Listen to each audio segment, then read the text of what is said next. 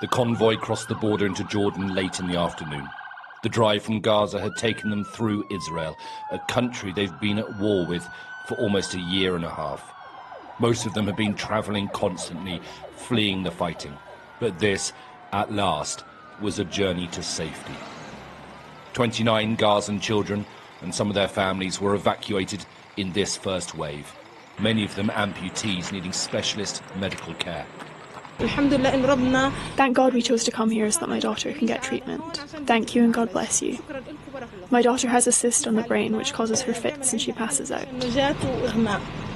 The hospitals in Gaza have been bombed and mostly destroyed. They're barely functioning now.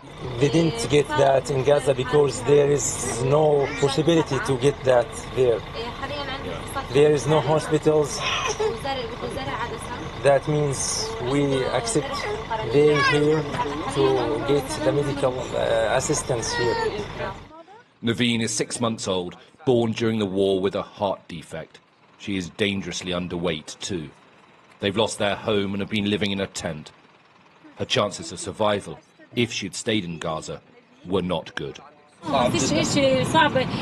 It was difficult in Gaza. There was no treatment I could get for her. She was losing weight. She's now 6 months old and she hasn't put on even 1 kilogram in the last 6 months. And in the tents, my daughter got ill. She's suffering a lot. Jordan has told President Trump that they don't support the forced eviction of Palestinians from Gaza, but they will take 2,000 sick children and their families for treatment.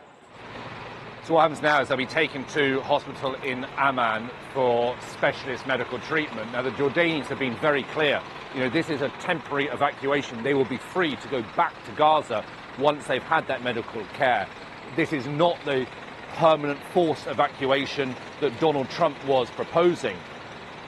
But they've all left family members behind in Gaza to come here, and they've left Gaza and a ceasefire that is hanging by a thread.